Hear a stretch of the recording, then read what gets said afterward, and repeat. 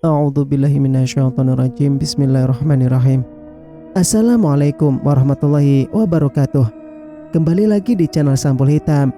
Untuk cerita kali ini, Mas Sukir masih melanjutkan cerita yang sebelumnya yang berjudul Ketika Ibu Sakratul Maut. Cerita ini ditulis oleh Nirhasina, dan bagi teman-teman yang ingin membacanya secara langsung, teman-teman bisa langsung kunjungi link yang saya sudah siapkan ada di deskripsi. Dan tak usah berlama-lama, bagaimanakah untuk cerita kali ini? Ini dia kisahnya. Selamat mendengarkan. Singkat cerita, di kediamannya Sari dan Sinta duduk termenung memikirkan masalah pelik yang sedang mereka hadapi. Berhasil menggagalkan pernikahan Dani tak serta-merta membuatnya menjadi pemenang. Justru masalah malah menjadi semakin rumit. Bu Ami sendiri telah mengatakan bahwa tidak akan pernah mau menerima Sinta sebagai menantu. Ini semua gara-gara Mama. Coba aja Mama gak langsung berantem sama Bu Ami. Pasti kita masih bisa bicara baik-baik sama keluarga Dani.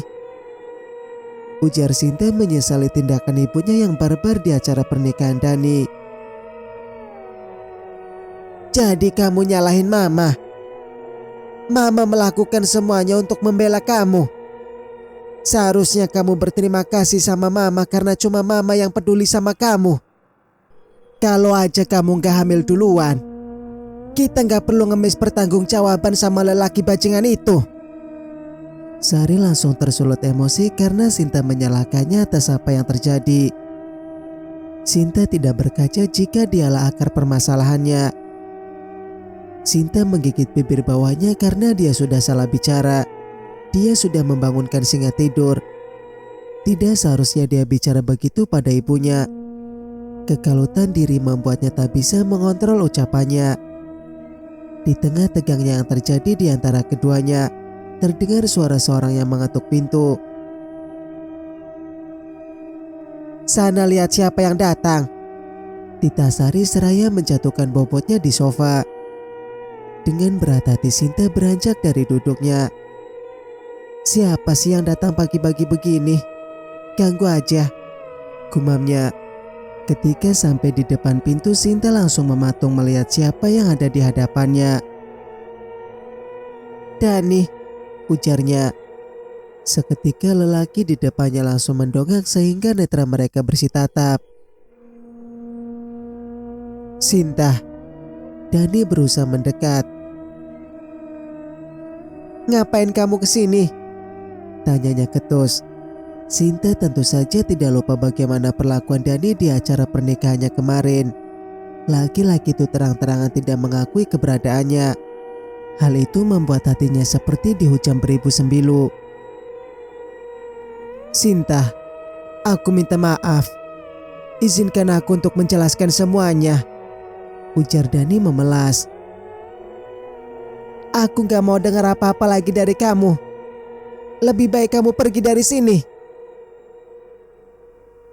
Sinta, aku terpaksa melakukannya.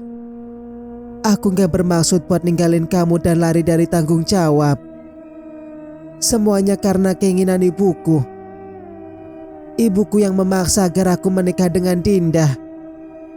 Jelas Dani yang tentunya penuh kebohongan. Sejatinya dia memang berniat meninggalkan Sinta dan memulai hidup baru dengan Dinda yang merupakan anak pejabat dan calon dokter. Kehamilan Dinda tidak masalah bagi Dani kalau itu bisa mengangkat derajat keluarganya. Sayangnya impiannya untuk menjadi menantu pejabat harus pupus karena ulah Sinta. Karena itu Sinta harus bertanggung jawab atas apa yang sudah dia perbuat. Dani tidak mau rumah kedua orang tuanya menjadi korban karena harus membayar hutang pada Pak Hamid. Karena itu sebisa mungkin dia harus membujuk Sinta untuk kembali padanya agar dia bisa memperalat Sinta.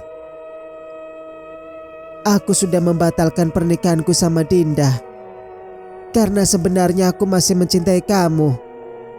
Apalagi sebentar lagi kita akan punya anak. Mendengar perkataan Dani barusan, bongkahan kemarahan di hati Sinta langsung mencair. Itulah wanita begitu mudah dirayu meski hanya dengan kata-kata tanpa bukti nyata. Kamu mau kan kembali sama aku? Kita mulai semuanya dari awal lagi. Kita akan menikah dan hidup bersama selamanya, ujar Dani lagi. Hati Sinta langsung berbunga-bunga membayangkan dia dan Dani akan duduk bersanding di pelaminan. Gundah yang tadi melanda seketika sirna hanya dengan ungkapan cinta. Sinta mengangguk sebagai jawaban atas ajakan Dani. Kemudian senyum merekah melingkar di bibir keduanya. Sinta mengajak Dani masuk untuk bicara sama Sari. Awalnya Sari kaget karena begitu mudahnya Dani berpaling arah. Tapi tak dipungkiri kalau dia juga senang karena Dani mau bertanggung jawab sama putrinya. Itu artinya permasalahan yang selama ini mengganggu pikirannya sudah menemukan titik penyelesaian. Bagaimana sama kedua orang tua kamu? Tanya Sari. Mengingat omongan Bu Ami yang mengatakan sampai mati pun tak sudi menerima Sinta sebagai menantunya. Mereka sudah setuju kalau saya lebih memilih Sinta, Tante. Jawab Dani kembali berbohong. Ibunya tentu saja belum tahu apa yang dia lakukan. Entah bagaimana reaksi Bu Ami kalau tahu anaknya akan menikahi Sinta. Baguslah. Kalau begitu kalian harus cepat-cepat menikah. Karena perut Sinta akan semakin besar, desak Sari. Setelah membicarakan banyak hal sama Sari dan Sinta tentang rencana pernikahan mereka, Dani berpamit pulang. Dia bersorak gembira dalam hati. Rencana pertamanya berhasil. Tugasnya sekarang tinggal menjelaskan pada ibunya tentang rencana briliannya. Kalau bapaknya pasti ngikut saja. Di rumahnya Dani memberi pengertian pada ibunya tentang tujuannya menikahi Sinta. Karena Bu Ami juga tidak tahu harus mencari uang kemana untuk diberikan pada Pak Hamid. Dia akhirnya menyetujui rencana Dani. Meski begitu rasa bencinya pada Sinta tak berkurang sedikit pun malah bertambah besar. Dani juga meminta ibunya untuk bicarakan pada Pak Hamid agar bisa memberi mereka tenggang waktu. Menurut perkiraannya sekitar 1 atau 2 minggu lagi dia baru bisa mendapatkan uang itu. Untunglah Pak Hamid mengabulkan permintaan mereka. Tentu saja dia tetap mengancam tegas kalau mereka ingkar janji. Hal itu membuat Dani dan Bu Ami bergidik ngeri. Singkat cerita, Sinta dan Sari mulai sibuk mempersiapkan pernikahan yang akan diadakan seminggu lagi. Sampai mereka melupakan Sony yang tengah terbaring di rumah sakit. Mereka hanya memberitahu Risma melalui sambungan telepon kalau tidak akan datang ke rumah sakit sampai acara pernikahan Sinta selesai. Bagi keduanya Sony sudah tak berguna lagi. Sakit yang dideritanya membuat dia menjadi sampah di mata anak dan istrinya sendiri. Untunglah ada Risma yang bersedia menjaganya, saudara yang selama ini dizoliminya. Sudah seminggu Risma menghabiskan siang dan malamnya di rumah sakit untuk menjaga Sony. Anak dan istrinya tak pernah menampakkan batang hidungnya lagi setelah hari itu. Entah memang karena sibuk mempersiapkan pernikahan Sinta atau mereka sudah tidak peduli lagi. Risma ikut senang mendengar Sinta akan menikah. Itu artinya Dani mau bertanggung jawab atas kehamilan Sinta. Meski di dalam agama menikahi wanita yang sedang mengandung masih menjadi perdebatan. Sebagian ulama mengatakan sah, hanya saja anak yang akan lahir tidak bernasab kepada ayahnya. Sebagian lagi mengatakan tidak sah dan pernikahan harus diulang setelah melahirkan. Namun kebanyakan orang di daerah ini melakukannya untuk menutupi aib. Kondisi Sony semakin hari semakin baik. Bisa dibilang ada kemajuan walaupun sangat kecil. Selang makanan yang kemarin menempel di tubuhnya juga sudah dilepas karena dia sudah bisa makan melalui mulut. Meski hanya makan bubur. Ya, Sony kini kembali seperti bayi. Hari ini Sony sudah diizinkan pulang sama dokter. Dokter menyarankannya untuk rawat jalan saja. Karena stroke membutuhkan waktu yang lama untuk sembuh. Risma sudah menghubungi Sari tapi dia bilang tidak bisa datang menjemput. Terpaksalah Risma menyewa mobil untuk membawa Sony pulang. Sari tidak meninggalkan uang sedikit pun sebelum menitipkan Sony pada Risma. Untunglah Sony seorang PNS, jadi biaya rumah sakitnya ditanggung pemerintah. Sedangkan untuk kebutuhan Sony yang di luar tanggungan rumah sakit, Risma terpaksa menggunakan uangnya, termasuk untuk membeli popok sekali pakai. Singkat cerita, mobil yang disewa Risma berhenti tepat di depan rumah Sony. Sopir membantu Risma menurunkan Sony dari mobil setelah sebelumnya menyiapkan kursi roda. Hanya Risma dan Sony yang pulang menggunakan mobil karena Dila lebih memilih menemani kakaknya pulang dengan mengendarai sepeda motor mereka. "Makasih ya Pak," ujar Risma pada Pak Sopir. "Sama-sama. Kalau gitu saya permisi dulu Bu," pamit sang sopir setelah mengantarkan Risma tepat di depan pintu masuk rumah Sony. Risma mengangkat tangannya untuk mengetuk pintu. Tapi gerakan tangannya terhenti karena pintu sudah dibuka duluan sama pemilik rumah. "Kok dibawa ke sini, Riz?" tanya Sari terlihat tak suka. "Lah, kalau nggak dibawa ke sini mau dibawa kemana lagi, Kak? Rumah Bang Sony kan cuma ini," jawab Risma. "Ya bawa pulang ke rumah kamu lah. Di sini juga nggak ada yang ngurusin. Kami tuh lagi sibuk mempersiapkan pernikahan Sinta. Udah sana bawa pulang ke rumah kamu," usirnya seraya mengibaskan tangannya. "Jarak rumah kita itu jauh Kak kalau ditempuh berjalan kaki. Sedangkan Bang Sony gak bisa jalan. Masa aku harus dorong kursi roda sejauh itu? Lagian Bang Sony masih punya anak dan istri yang harus ngurusin dia. Belum saatnya dilimpahkan sama saudara. Kakak jangan cuma pas sehatnya saja, pas sakitnya dibuang. Seminggu ini aku udah mengalah sama kakak, tapi ya jangan keterlaluan juga," ujar Risma dengan suara lantang. Sari melihat ke kiri dan ke kanan, takut kalau ada tetangga yang mendengar. Dia bisa dicap sebagai istri durhaka. Bagaimanapun dia harus menjaga nama baiknya di depan orang lain. "Jangan keras-keras ngomongnya bisa nggak sih?" ujar Sari terlihat kesal. Dia menarik tangan Risma untuk mengajaknya bicara di dalam supaya tidak terdengar orang lain. Sedangkan Sony dibiarkan sendiri di luar. Sony merasakan sesak yang menghipit dada kala dirinya ditolak oleh Sari yang masih berstatus sebagai istrinya. Dia merasa dibuang setelah tak lagi berguna.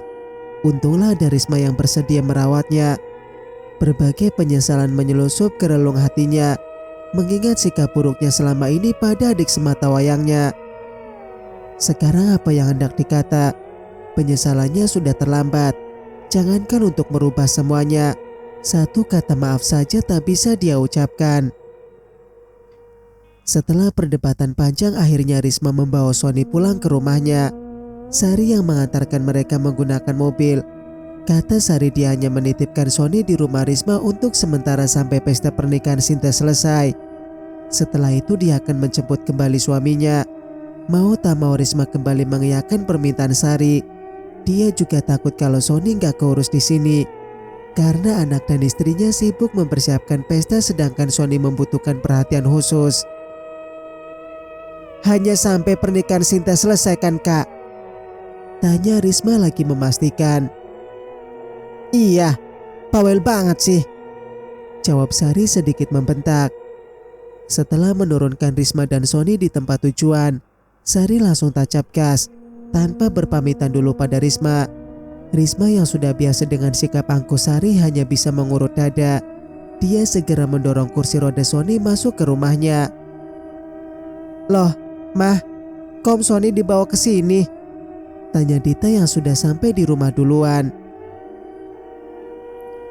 "Di sana gak ada yang ngurusin, karena mereka sibuk mempersiapkan pernikahan Sinta.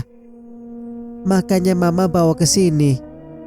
Kakak gak keberatan kan kalau Om Sony tinggal sama kita untuk sementara waktu? Hanya sampai pernikahan Sinta selesai," ujar Risma. "Mama yakin cuma untuk sementara?" tanya Dita meragukan janji Sari pada mamanya. Risma hanya membalasnya dengan anggukan.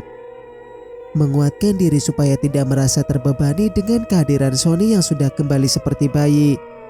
Sebenarnya di dalam hati ada rasa enggan kala mengingat perlakuan Sony semasa sehat padanya. Tapi di balik itu dia juga merasa kasihan. Kalau bukan dia, siapa lagi yang peduli sama Sony? Sedangkan anak dan istrinya sudah tidak peduli dan terang-terangan membuangnya. Sebenarnya Risma tahu kalau persiapan pernikahan Sinta hanya alasan Sari untuk membuang Sony. Singkat cerita, Sinta menangis histeris kala Dani bilang akan membatalkan pernikahan mereka. Sedangkan persiapan sudah hampir 80%. Dani mengatakan kalau dia tidak bisa menikahi Sinta karena terikat perjanjian dengan Pak Hamid. Kalau dia mengingkari perjanjian, dia akan masuk penjara. Sebenarnya perjanjian itu bisa dibatalkan, tapi aku harus membayar denda sebesar 300 juta pada Pak Hamid. Aku tidak punya uang sebesar itu. Jadi mau tidak mau aku harus menikahi putri Pak Hamid yang sedang mengandung untuk menutupi aib mereka, ujar Dani yang dibuat sesedih mungkin agar Sinta percaya dengan kebohongannya. Lalu gimana sama aku? Aku juga lagi mengandung anak kamu, saut Sinta. Seandainya saja aku punya uang 300 juta, pasti aku sudah membatalkan perjanjian itu dan memilih kamu. Tapi sayangnya aku gak punya uang sebanyak itu. Aku gak bisa berbuat apa-apa selain menuruti permintaannya. Sejenak Sinta terdiam, mencermati omongan Dani. Dani yang sudah tahu gerak-gerik mangsanya akan masuk dalam perangkap bersorak riang. Tapi itu hanya bisa dia lakukan di dalam hati. Sedangkan di luar dia tetap memasang tampang sedih, seolah dia telah putus asa. Nanti aku coba bicarakan masalah ini sama Mama. Semoga aja Mama punya uang 300 juta dan bisa bantu kamu. Pokoknya aku gak mau pernikahan kita sampai batal. Aku akan berusaha sekuat tenaga untuk mencari uang 300 juta itu, supaya kamu bisa terbebas dari Pak Hamid yang kejam itu, saut Sinta. Yes, berhasil, gumam Dani dalam hati. Kamu beneran sayang mau bantuin aku? Tanya Dani sembari menggenggam erat tangan Sinta. Sinta membalasnya dengan anggukan. Kamu benar-benar yang terbaik untuk menjadi pendamping hidupku. Aku gak salah udah milih kamu daripada Dinda. Di mata aku kamu lebih segalanya daripada Dinda. Gombalan mau Dani membuat Sinta melayang-layang bagai di awan. Tak sedikit pun kebohongan Dani tampak di matanya. Dia telah dibutakan oleh cinta buta. Singkat cerita. Apa? 300 juta? Sari tersentak kala mendengar permintaan putrinya. Bagaimana tidak semua biaya pernikahan dibebankan padanya dan sekarang dia harus memberikan uang sebesar 300 juta secara cuma-cuma kepada calon menantunya itu. Iya mah, kalau tidak Dani akan membatalkan pernikahan kami, jawab Sinta ragu-ragu. Ya sudah, batalkan saja pernikahannya. Gak usah ada pernikahan. Gugurkan saja kandungan kamu. Mama gak punya uang sebanyak itu, ujar Sari seraya berlalu dari hadapan putrinya. Sinta tidak putus asa. Dia mengekori kemana ibunya pergi dan terus membujuknya agar mau menuruti permintaan Dani. Mah, kita punya mobil dan motor yang bisa dijual. Toh motor papa juga gak bakal dipakai lagi. Kalau kurang jual aja perhiasan Sinta. Yang jelas Sinta mau tetap menikah sama Dani. Sinta cinta sama dia mah. Sinta juga gak mau menggugurkan kandungan. Itu sama saja Sinta membunuh darah daging sendiri. Sudah gila kamu. Apa kata orang-orang kalau semuanya dijual? Bentak Sari. Kenapa Mama selalu memikirkan pandangan orang? Kenapa Mama gak memikirkan perasaan Sinta? Cukup Sinta. Jangan bikin Mama naik darah. Bentak Sari yang sukses membuat Sinta terdiam. Dani marah besar ketika mengetahui Sari enggan memberikan uang yang dimintanya. Dia tak segan-segan berkata kasar yang disertai ancaman kepada Sinta. Sinta yang merasa frustasi mencoba untuk mengakhiri hidupnya. Kini dia telah berdiri di atas kursi. Seuntai tali juga telah melingkar di lehernya. Sedikit saja kakinya beranjak dari pijakan, tubuhnya akan sukses tergantung. Sinta, apa yang kamu lakukan? Turun! Cepat turun! Jangan berbuat nekat!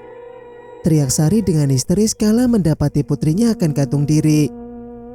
Setelah berdebat dengan ibunya, Sinta mengurung diri di kamar. Sari yang merasa bersalah datang ke kamar anaknya untuk minta maaf sekaligus membujuk Sinta agar mau menggugurkan kandungannya. Dengan begitu dia tidak perlu menikah dengan Dani yang matre. Tapi pandangan yang dia lihat ketika sampai di kamar Sinta membuat jantungnya berpacu cepat. Tidak ada gunanya lagi Sinta hidup, Mah. Dani benar-benar akan membatalkan pernikahan kami kalau Mama tidak mau memberikan uang 300 juta itu. Dan Mama... Sinta menjeda ucapannya seraya menatap Sari. Mama lebih sayang uang daripada anak, ucapnya seraya mengeratkan tali yang melingkar di lehernya. Mama akan berikan uangnya kalau kamu mau turun. Kalimat itu spontan saja terucap dari mulut Sari yang tengah panik. Beneran, Mah? Tanya Sari memastikan. Iya benar, sekarang kamu turun ya, saut Sari yang tak ragu. Sinta menurut. Perlahan dia menjauh dari tali di depannya lalu turun dari kursi. Sari langsung memeluk erat putrinya. Kamu jangan berbuat nekat seperti ini lagi ya, pinta Sari seraya mengeratkan pelukan pada putrinya. Singkat cerita, hari ini Sari mendatangi rumah Risma.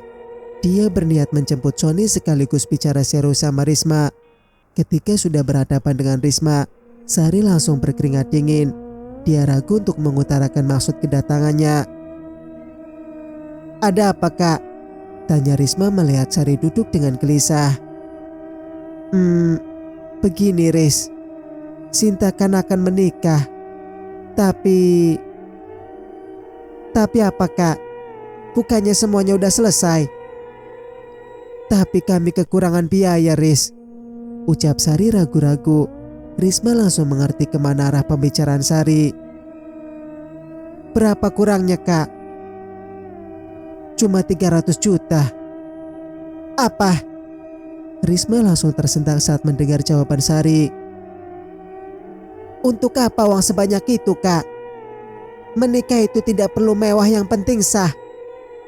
Adakan pesta semampunya aja, gak usah berlebihan, ucap Risma. Masalahnya keluarga Dani meminta uang 300 juta. Kalau tidak mereka akan membatalkan pernikahan. Kemarin Sinta hampir bunuh diri karena masalah ini, Riz. Jelas Sari seraya menahan tangis. Sari baru menyadari satu hal, kalau dia sedang diperalat oleh Dani. Tapi dia sudah terlanjur berjanji pada Sinta untuk memenuhi keinginan calon menantunya. Kenapa harus dituruti, Kak? Dalam adat kita pihak laki-laki yang memberikan bukan perempuan. Tapi kamu tahu sendiri kalau Sinta sedang hamil. Kalau tidak dituruti Dani menolak untuk tanggung jawab. Sinta juga gak mau menggugurkan kandungannya.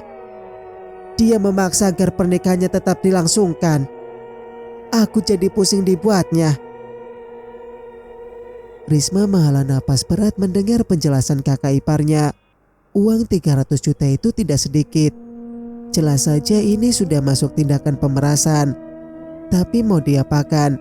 Semua serba susah karena keadaan. Kamu bisa bantukan, Riz? Tanya Sari membuyar kelamunan Risma. Aku dapat dari mana uang sebanyak itu, Kak? Jawab Risma padanya. Sari tambah berpikir sejenak. Dia ragu mengutarakan maksud hatinya. Gimana kalau rumah kamu dijual aja, Riz? Teman aku ada yang mau beli. Harganya bisa di atas 300 juta. Kamu sama anak-anak bisa tinggal di rumahku untuk sementara, sampai kalian dapat tempat tinggal yang baru. Kakak jangan bercanda. Risma tertawa geli mendengar lelucon kakak iparnya. Aku serius, Riz. Bagaimanapun Sinta itu keponakanmu. Sudah seharusnya kamu berkorban sedikit untuk dia. Kenapa nggak rumah kalian aja yang dijual? Atau jual aja mobil dan motor sama perhiasan kalian? Kenapa harus rumahku? Rumah kami itu besar dan mewah. Susah cari pembelinya. Kalau mobil dijual nanti bakal susah bawa abang kamu yang stroke itu kemana-mana. Satu-satunya yang bisa dijual sekarang ya rumah kamu. Tolonglah Riz, untuk kali ini kamu jangan keras kepala. Ini untuk kebaikan kita semua. Kamu gak perlu khawatir tentang tempat tinggal kalian setelah rumah ini terjual. Kalian bisa tinggal di rumahku yang lebih bagus dan mewah. Tentunya juga lebih nyaman. Maaf kak, tolong kakak jangan memaksakan kehendak demi menguntungkan diri sendiri dan merugikan orang lain. Sampai kapanpun aku tidak akan menjual rumahku. Rumah ini kami bangun dengan susah payah dari hasil peras keringat dan warisan ayahnya anak-anak. Jadi kakak maupun Sinta tidak punya hak untuk mengusiknya. Meski rumah kami tidak besar dan mewah, tapi kami sangat nyaman menempatinya. Kamu dari dulu sampai sekarang tidak pernah berubah. Tetap aja keras kepala, ujar Sari seraya berdiri lalu meninggalkan kediaman Risma. Niatnya untuk membawa Sony tak terrealisasi karena sudah kesal dulu sama Risma. Bahkan dia tidak sempat menanyakan keadaan suaminya. Keesokan harinya Sari kembali datang bersama sepasang suami istri parubaya. Risma sempat kaget dengan kedatangan mereka. Karena itu dia tidak langsung menyuruh tamunya masuk. Ada apa lagi kakak kesini? Tanya Risma ketus tanpa menyapa dua orang yang datang bersama Sari. Riz, ini loh yang kakak bilang kemarin. Papa Sarif ini yang mau membeli rumah kamu. Dia bersedia membayar 400 juta loh. Sari terlihat sangat antusias. Bibirnya terus mengukir senyum. Lumayan loh Riz, sisa uangnya bisa menutup biaya pesta, bisik Sari tepat di telinga Risma, sehingga kedua tamunya tak dapat mendengar yang dia ucapkan. Risma memaksakan tersenyum di depan sepasang suami istri yang katanya tertarik untuk membeli rumahnya. Karena harga yang ditawarkan Sari memang murah untuk ukuran rumah Risma. Meski bukan rumah mewah, tapi rumah Risma cukup besar dengan 2 lantai. Letaknya juga strategis, tepat di tepi jalan raya. Maaf ya Bapak Sarif dan Ibu, saya tidak berniat untuk menjual rumah. Yang mau menjual rumah itu kakak ipar saya dan rumahnya bukan di sini, jelas Risma seraya menunjuk kepada Sari. Sontak saja sepasang suami istri itu bingung dibuatnya. Apa-apaan kamu Riz? Kakak kan udah bicarakan hal ini sama kamu kemarin, saut Sari sembari mencubit lengan Risma. Maaf ya Pak, adik saya cuma bercanda. Dia benar kok mau jual rumah dan ini rumahnya. Dia cuma sok aja sama kedatangan kita. Iya kan Riz? Sambung Sari kembali memasang senyum yang dipaksakan. Cukup kak, kakak udah keterlaluan. Kakak yang butuh uang, kenapa rumahku yang harus dikorbankan? Di rumah ini gak ada hak kakak sedikit pun. Jadi jangan mengganggu ketenangan kami, ucap Risma lantang. Gimana ini Bu Sari? Kami udah jauh-jauh datang ke sini. Anda jangan mempermainkan kami, saut istri Pak Syarif. Cerita pun bersambung. Nantikan kelanjutan ceritanya di video berikutnya. Mas Sukir pamit. Wassalamualaikum warahmatullahi wabarakatuh.